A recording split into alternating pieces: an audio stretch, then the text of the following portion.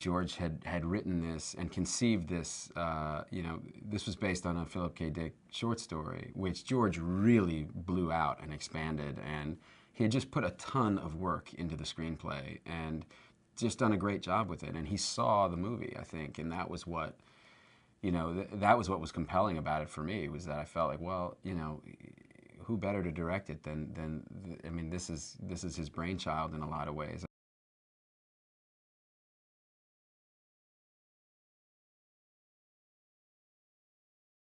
There is this entity out there called the Adjustment Bureau, and they run very much like any bureau.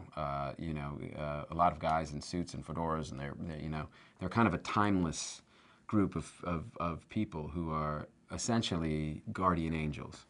And their job is they've each got a plan book, and there's a master plan. There's a book with a master plan written in a language that our brains couldn't possibly comprehend. And their job is to just kind of move around the world, and if somebody's kind of going off plan a little bit, they give them a little adjustment and kind of get them back on the plan.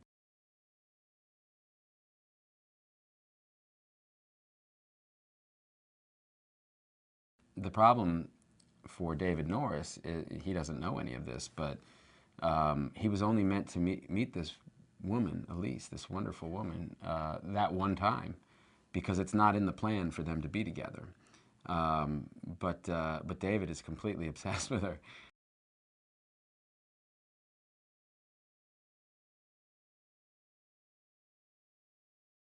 She's just great, and has all of the things that, I mean, she's, you know, she's funny, and she's charming, and but she's just so versatile. She can really go anywhere with, you know, and it's just, as an actor, when you're in a scene with somebody like that, you just know you're they're good enough for both of you in a way. And so it's just, for me, it ends up being very easy because I don't really have to do much. I can just ride on her coattails. Like, you know, she's got talent to spare. So, I mean, it was just, yeah, one of the great actresses and great people that I've met in the business, really.